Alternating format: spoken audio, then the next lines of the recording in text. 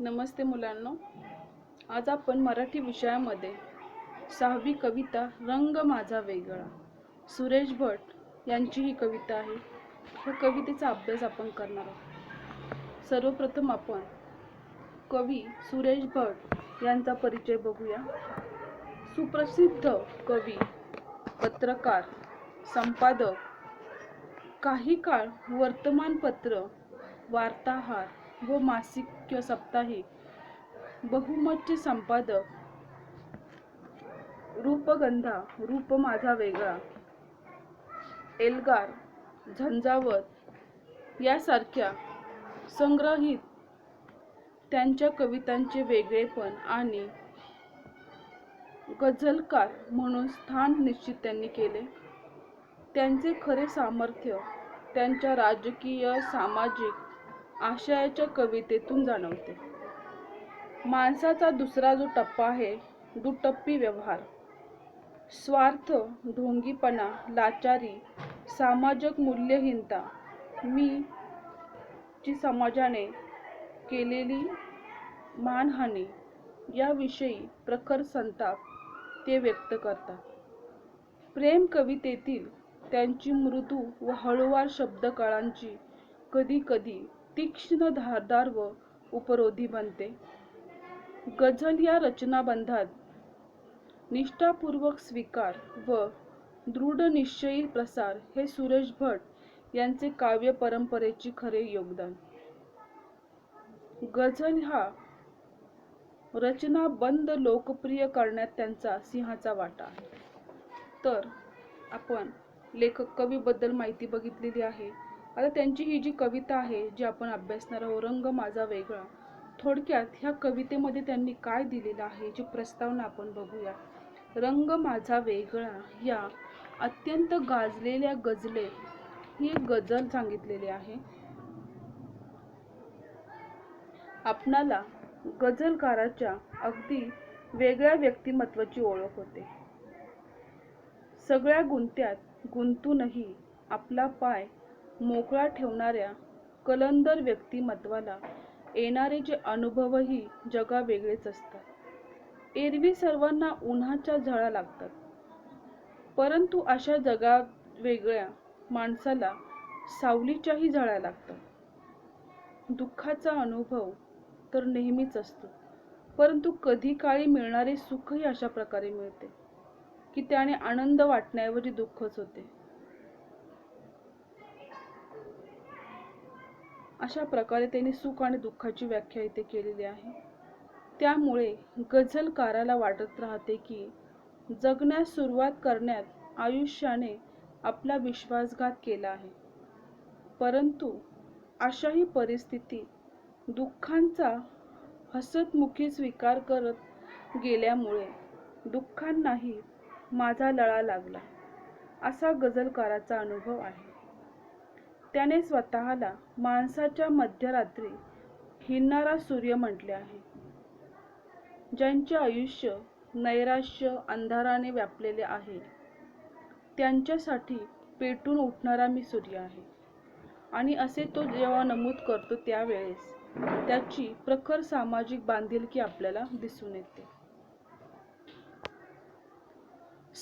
सावल्यांच्या झळा, दुःखाचा लळा, मध्यवर्ती किंवा मध्यरात्री हिंडणारा सूर्य यांसारख्या परस्पर विरोधी भावच्छकाटामुळे त्या अर्थाच्या दृष्टीने गझल वेगळ्या उंचीवर पोहोचते. अगदी योग्य ठिकाणी येणारे यमक, अनुप्रास यामुळे गझलेला अप्रतिम एक प्रकारची गेयता लाभलेली आहे.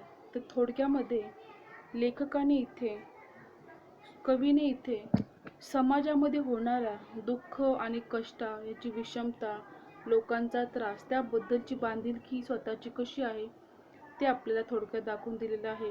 की लेखक स्वतः समाजासाठी लढत आहे, दुःखित लोकांसाठी लढत आहे.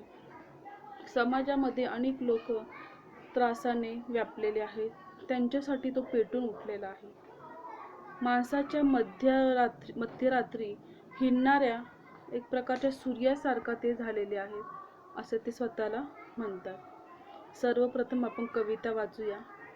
रंग माझा वेगळा. कवी सुरेश भट. रंगूनी रंगात साऱ्या रंग माझा वेगळा. गुंतूनी गुंत्यात सारा पाय माझा मोकळा. कोण जाणे कोठून ह्या सावल्या आल्या पुढे. मी असा की लागती ह्या सावल्यांच्याही झळी. राहती माझ्या सर्वे ही आसवे गीतांपरी. हे कशाचे दुःख ज्याला लागला माझा लळा. कोणत्या काळी कळेना मी जगाया लागलो. अन कुठे आयुष्य गेले कापुनी माझा गळा. सांगती तात्पर्य माझ्यासारखे खोट्या दिशा. चालणारा पांगळा अन पाहणारा अंधळा.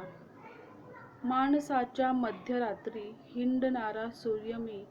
माझी यासाठी ना माझा पेटण्याचा सोहळा. अतिशय छान आणि सुंदर अशी कविता गझलकार सुरेश भट यांनी लिहिलेली आहे आणि प्रत्येक ओळीचा अर्थ हा मतितार्थ आहे. रंगूनी रंगात सारा रंग माझा वेगळा. म्हणजेच गझलकार जे आहेत आपले सुरेश भट, आपण बघितलेलं आहे की ते सर्व गुण संपन्न आहेत. खूप सारे पुरस्कारांनी ते सन्मानित झालेले आहेत. गझल काढलेले आहेत, खूप कविता लेख त्यांनी लिहिलेले आहेत आणि खरोखरच त्यांचं जे व्यक्तिमत्व आहे त्याच्यामध्ये एक वेगळेपणा आहे. त्यांनी आपल्या गझलात अगदी वेगळ्या व्यक्तिमत्वाची अनुभूती आपल्याला दिलेली आहे की इतका सारा विचारांचा, ओळखीचा, सगळ्या गोष्टीचा गुंता आहे, तरी पण आपण पण त्यापासून वेगळे आहोत असं त्यांनी सांगितलेलं आहे. जगात अनेक रंग आहेत, अनेक प्रकारचे दुःख म्हणूयात किंवा अनेक प्रकारच्या समस्या म्हणूयात किंवा चांगले वाईट सगळे अनुभव जगामध्ये, दुनियेत आहे, जीवनात आहे. परंतु त्यापेक्षा माझा रंग हा वेगळा आहे. तरीही मी त्यापेक्षा अलिप्त असा आहे, वेगळा आहे असं ते दाखवून देतात. किती अडचणी, समस्यामध्ये पाय जरी गुंतलेले असले तरीही आपला पाय मोकळा ठेवणाऱ्या कलंदर व्यक्तिमत्वाला येणारी अनुभूती जगापेक्षा वेगळी आहे असं ते सांगतात. की माझं व्यक्तिमत्व असं आहे की मी कधीही त्याच्यामध्ये गुरफटून जात नाही किंवा माझे पाय त्यामध्ये अडकत नाही. कोण जाणे कोठूनही या सावल्या आल्या पुढे. मी असा की लागती या सावल्यांची झळा. की ते म्हणतात की कोण जाणे कुठून या सावल्या आलेल्या आहेत, म्हणजे दुःखाच्या असो किंवा सुखाच्या. लेखक, कवी तर आपले गझलकार सांगतात की काही लोकांना दुःखाची एवढी सवय झालेली असती की सुख आलं तरी पण ते सुख सुद्धा आपल्याला आनंदाने उपभोगता येत नाही. ते सुख सुद्धा दुःखासारखंच आपल्याला भासतं म्हणा किंवा वाटतं. रखरखीत उन्हामध्ये आपण पोळून निघतो, भाजून निघतो हे तर समजू शकतो, पण कधी कधी ह्या ज्या सावल्या असतात, हे जे सुख असतं हे सुद्धा आपल्याला दुःखाप्रमाणेच वाटतं. राहती माझ्या सवे ही आसवे गीतांपरी. हे कशाचे दुःख ज्याला लागला माझा लळा. आणि जीवनातलं जे दुःख आहे आपल्याला माहिती आहे, बट ऑब्वियस ज्यास दुःख असतं त्याच दुःखात आपण रडतो, दुःख करतो, ते अश्रू आपल्या गालावर ओघळत असतात. तर लेखक सांगतात की राहती माझ्या सवे ही आसवे गीतांपरी. की ही आसवे जी आहे डोळ्यातली, हे गाण्यासारखी म्हणा किंवा दुःखासारखी माझ्या जवळ असतात किंवा दुःखात माझा लळा त्याला लागलेला असतो. आणि असं वाटतं की ही दुःख मला सोडून जातच नाही, की ही दुःख गेल्यामुळे दुःखांनाही माझा एक प्रकारचा लळा लागलेला आहे. अशाही दुःखांच्या परिस्थितीमध्ये पण हसतमुख राहणे खूप कठीण असतं. आपण बघतो, आपण जीवनामध्ये खूप चढ उतार येतात, दुःख येतात, अभ्यासाचा विषय असो किंवा सामाजिक जगातल्या किंवा सांसारिक गोष्टींचा असो. दुःखामध्ये मन सावरून आनंदी राहणं हा सगळ्यात कठीण विषय असतो. तर आपण दुःखामध्ये आनंदी कसे राहू शकतो, तर आपले गझलकार सांगतात की हे दुःख जे आहे ते पण हसत मुखाने मी स्वीकारलेलं आहे किंवा मी एक प्रकारचं हसतमुखाने ते स्वीकारले आहे. त्यामुळे दुःखांनाही माझा एक प्रकारचा लळा लागलेला आहे. ते पण मला सोडून जात नाही, असं गझलकाराचा अनुभव आहे. ते स्वतःला माणसांच्या मध्यवर्ती हिंडणारा एक प्रकारचा सूर्य म्हटलेला आहे. सांगती तात्पर्य माझ्यासारख्या खोट्या दिशा चालणारा पांगळा आणि पाहणारा आंधळा. ते सांगतात की ह्या ज्या दिशा आहेत ह्या पण खोट्या आहेत. जो दाखवतो तो पण आंधळा आहे आणि जो बघतो तोही पांगळा आहे, तोही चालू शकत नाही. ते सांगतात की अंधकाराने सगळं जग व्यापलेलं आहे. जीवनात निराशा आहे, दुःख आहे.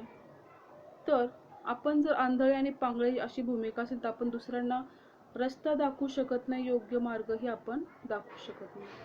तर अशा परिस्थितीमध्ये ते सांगतात की ज्या वेळेस मी ह्या समाजामध्ये, दुःखित समाजामध्ये एक प्रकारचा पेटून उठणारा एक सूर्य आहे, असं ते ह्याच्यामध्ये नमूद करतात. आणि प्रखर सामाजिक बांधिलकी त्यांच्यामधून दिसून येते.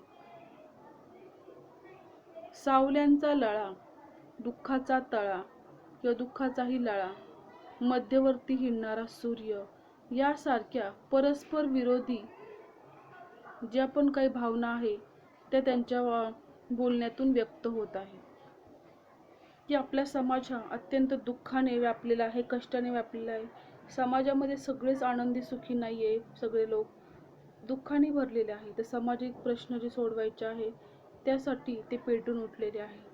मी अशा दुःखी समाजाचा एक प्रकारचा सूर्य आहे असं ते म्हणतात. मानसांच्या मध्यरात्री हिंडणारा सूर्य मी, माझी यासाठी न माझा पेटण्याचा सोहळा. की मी ही जी माणसं दुःखीत असतात, कष्टी असतात, व्यापलेली असतात, त्यांच्यासाठी मी एक सूर्य असा आहे, प्रखर तेजोमय सूर्य आहे. तर ह्या सूर्य अतिशय प्रखर आणि दुसऱ्यांना प्रकाश देणारा असा आहे. तर माझी यासाठी न माझा पेटण्याचा सोहळा. आणि हा जो पेटण्याचा, दुसऱ्यांसाठी काहीतरी करण्याचा जो एक प्रकारचा सोहळा आहे तो मी माझ्यासाठीच नाही तर सर्वांसाठी मी पेटलेलो आहे. दुसऱ्यांसाठी, स्वहितासाठी नव्हे तर दुसऱ्यांच्या हितासाठी मी पेटून उठलेलो आहे, असं स्वतः आपल्या गझलेमध्ये सुरेश भट हे सांगत आहे. तर ह्या कवितेतून आपण एवढं समजू शकतो, सुरेश भट जे आहे हे एक सामाजिक कार्यकर्ते आहे. समाजामध्ये जे लोक दुःखित आहे, त्रासलेले आहेत, त्यांना आनंदाने जगता यावं, त्यांच्या समस्येतून काहीतरी मार्ग निघावा, आपला उपयोग समाजासाठी काहीतरी व्हावा, हे त्यांच्या या गझलेतून आपल्याला स्पष्ट होते. त्यासाठी त्यांनी अनेक उदाहरणे दिलेली आहेत की काही काही लोकांना आनंदात तर सगळेच आनंद करतात, पण आनंदाची सवय नसते, त्यामुळे ते दुःखातही आनंद मानत, जस्ट एखाद्या गोष्टीचा आनंद होतो तरी ते त्यामध्ये आनंद मानत नाही, तर त्यांना त्याचं दुःखच होतं. आणि ते स्वतः सांगतात की काही काही लोक उन्हाच्या प्रखरतेने त्यांना त्रास होतो, तो काही काहींना सावल्यांचाही त्रास होतो. म्हणजे आनंदही काही काही लोकांना म्हणतो ना आपण, इतकं सुख आहे तरी सुख पण मानवत नाही. तरी पण ह्या सुखांमध्ये पण अनेक अडचणी, समस्या असतात. माणसं समाधानी नसतात, कोणत्या ना कोणत्या गोष्टींचं त्यांना असमाधान असतं, किंवा सर्व असूनही जास्त मिळवण्याचं एक प्रकारची हाव असते, किंवा एक प्रकारचं त्यांच्यामध्ये असतं की अधिक पाहिजे आहे, त्या गोष्टीमध्ये समाधानी नसतात.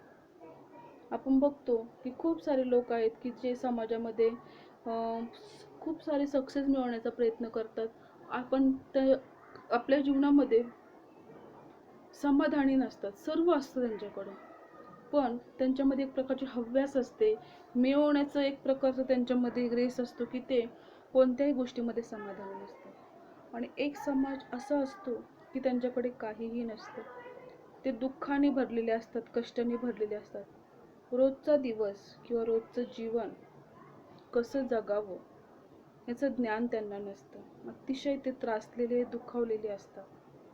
अशा लोकांचा सूर्य, मदतीचा हात स्वतः गझलकार सुरेश भट हे आहेत. आणि ते अशा लोकांना मदत करतात, आपला मदतीचा हात ते त्यांच्या पुढे करत असतात. तर याच्यामध्ये आपण हे शिकू शकतो की त्यांना देशसेवेची म्हणूयात समाजसेवेची एक प्रकारची ओढ लागलेली आहे. त्यांचा दृष्टिकोन हा स्वार्थापोटी नसून इतरांच्या सुखासाठी, इतरांना सुख मिळवण्यासाठीचा आहे, हा आपण बघू शकतो. त्यासाठी कवीने ही कविता अतिशय सुंदर अशी आपल्या पुढे मांडलेली आहे. रंगूनी रंगात साऱ्या रंग माझा वेगळा, रंगूनी रंगात साऱ्या रंग माझा वेगळा, गुंतूनी गुंत्यात साऱ्या पाय माझा मोकळा. कोण जाणे कोठुनी ह्या सावल्या आल्या पुढे, मी असा की लागली ह्या सावल्यांच्या ही झळा.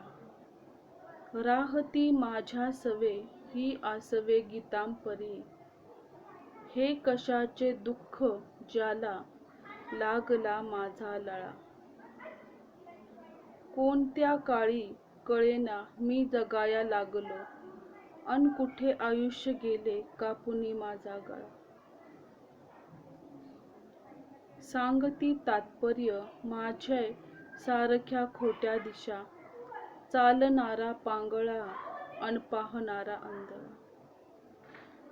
मानसाच्या मध्यवर्ती हिंडणारा सूर्य मी, माझी यासाठी न माझा पेटण्याचा सो.